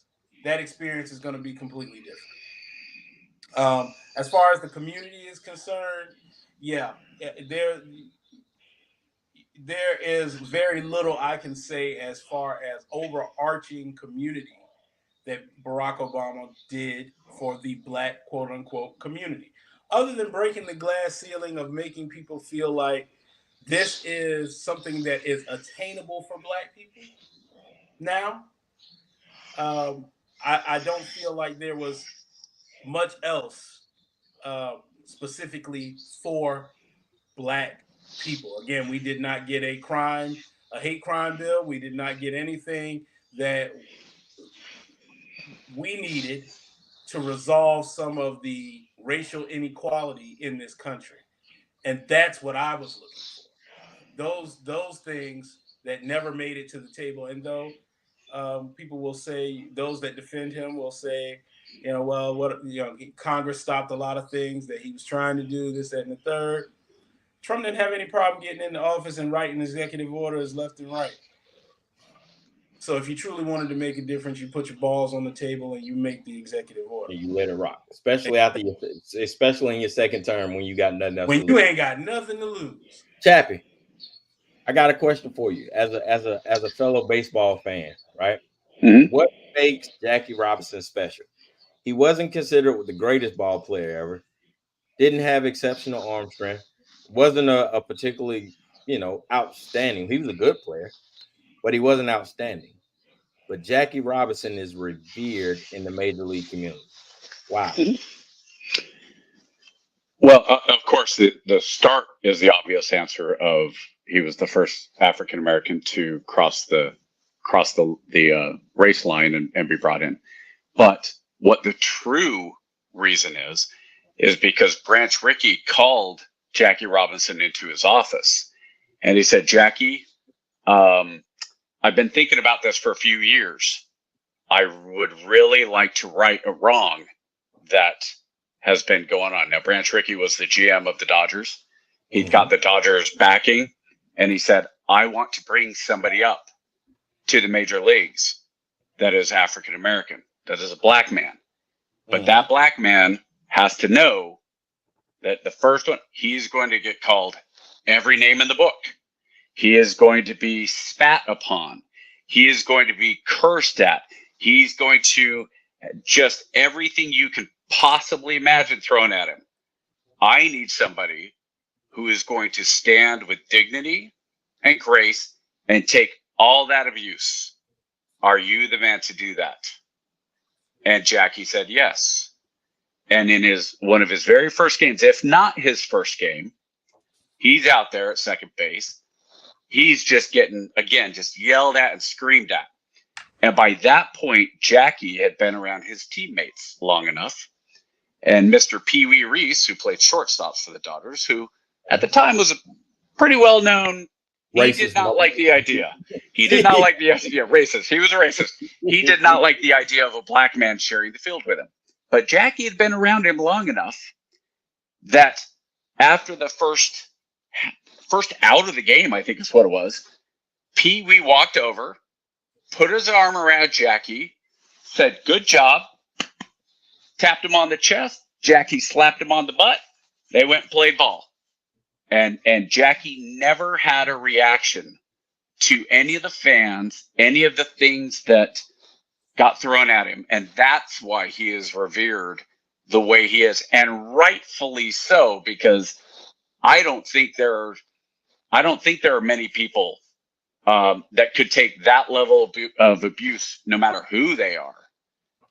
And that's why Jackie was. And I've got very little in terms. I love baseball, and I got very little in terms of pictures and things like that. But my younger brother, about 10 years ago, asked me, said, "Who's your favorite player?" Just in all, I said, "Jackie." And he sent me a picture for Christmas of Jackie Robinson sliding home and stealing home against Yogi Berra. He might have been out, but he was called safe in the World Series. And so that's, I believe, and I wish it was signed, of course, but I believe that is the only piece of photographic paraphernalia that I have. And that's why, because of who Jackie was.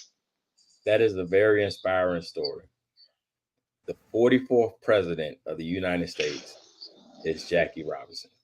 The fact that he did it and was able to withstand it, because and to Thad's point, he could not have been an ADOS, because an ADOS is so traumatized. We have an inherent blockage based off of our lifetime of struggle.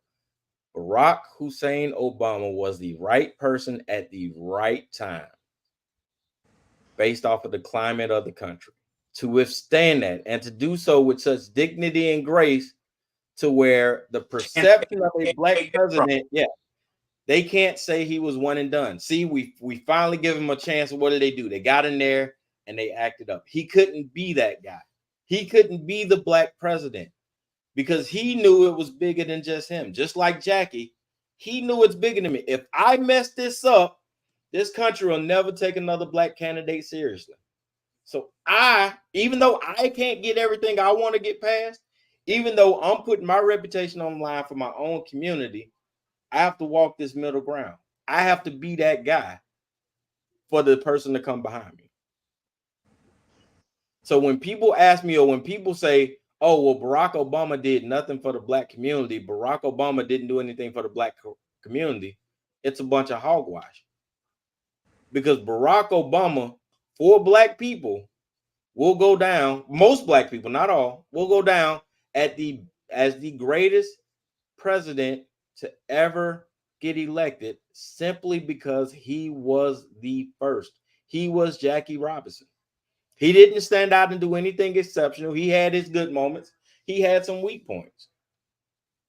But when you look back at it, you can look back and you say, it is because of him.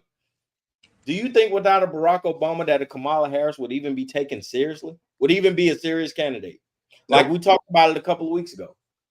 Eight candidates have been black. Three have been female in the history of our nation. Only one was a serious candidate, and he ended up winning. And because of him, you take that 0% pollster from 4 years ago, and now she's at the head of that Democratic ticket, right? So that endorsement before the nomination, that endorsement before the convention is impactful. That's like Jackie Robinson slapping slapping Barry Bonds on the back or something, saying, "Hey, this is the kid, the guy." Yeah, this is the guy, right? So that's why that's important. That's why the legacy of Obama can never be understated. It's more than what did he get signed. It's more than his legacy. If you take all the color and the impact, societal impact aside, he's just another president in the long line of presidents. We bombed a couple of people. We, ran up the deficit. We got out of a couple of things. He's par for the course. But where he stands out is he was the guy to tell the country it's okay to allow us to ascend to the highest levels of the executive branch. And that's why Barack Obama is important. And that's why he is my favorite. Even though I disagree with him a whole lot, Obama will always be my favorite president. And I only got two presidents. Look, I got two presidents hanging up in my house. Two, right? The first one is John F. Kennedy, right? Because John F. Kennedy is white Jesus. My grandmama always called him white Jesus, and she said, boy, you always have Kennedy in your house. He died for our sins. John F. Kennedy. And the second one is Barack Hussein Obama. Because of Barack Hussein Obama, my son, I can now look at my son and tell him with a realistic belief in my heart that, hey, man, you can do this. Before Barack Hussein Obama, I could not tell my son that he could do it because it's never been done before. So you know what's funny about that? Scariest moment. That's it. When he was being inaugurated, I thought for sure. Oh yeah, I knew he was taking a bullet. Absolutely. What did Trump say? Stand back and stand by. You talk about a revolution. That would have been the sparking point. Because I mean, you want to talk about you had 30 million African Americans locked and loaded, ready to raise hell. Yeah, that's why. So what's funny, KJ, about you saying that is I had a friend. We were talking about. I don't remember if it was when it was probably when Romney was running, and so it was the first 4 years. And she said we were doing a radio type show, and somebody said, is there anything good that has come out of the Obama presidency? And she was like, no, nothing. I said, no, hold on. There's absolutely one thing very good that's come out of it. And it's what you just said. I said, because he's African American, because he's black, you just told everyone in this country that you can become the president. Before that, you couldn't. Yep. And that one singular thing was enough. So that's why when people ask me, well, what did Obama never did anything for black people. I have an issue with it because that's not true. That's like saying, oh, what did Jackie Robinson do for black people? Well, shit, without Jackie, had that experiment gone wrong, who knows when the leagues would have been integrated? You know what I'm saying? And I saved it because I knew you would be able to grasp that concept a lot better. That's why. And he was a Dodger, but we all can't be right. I forgive him for his sins. Anyway, on that note, gentlemen, we are at the 2-hour mark. Final thoughts. I will let our esteemed colleague guest go first. Dr. Jones, thank you so much for spending 2 hours with us. It's been a hell of a ride. Man, final thoughts. I will agree with the chaplain there. We need to have the difficult, and this is something I say all the time, man. KJ, you can attest to this. We need to have the difficult conversations as a people, because the problem is that we are often quiet and complacent when it comes to our elected officials, and we don't hold their feet to the fire about what we truly want as a people and what we truly need. And so if we're ever going to get this country back on the rails to what we think it should be and what we think it could become, the people have to start speaking to each other. We are more alike than we are different. We want the same things. The problem is that we don't agree on how to get it, and we don't share the same experiences in this country. And until we start having those conversations, we're never going to get on the same page. Right on, Chappie. This is a drum that I've been banging for a long time. KJ and I have talked about this, and it's something that I would have said earlier if KJ hadn't cut me off. Is that when you're talking about federal elections and federal politicians, there's not a single one who wants to solve problems. Because if you solve problems, your power goes away, and they want the power. It doesn't matter if it's the most conservative guy up there, whether it's Ted Cruz or Senator Lee, or it's the most liberal Nancy Pelosi or, AOC. What it comes down to is if we fix problems, they're not going to need us anymore. And if they don't need us anymore, I'm not important anymore. So vote them all out, every single one of them. That's it.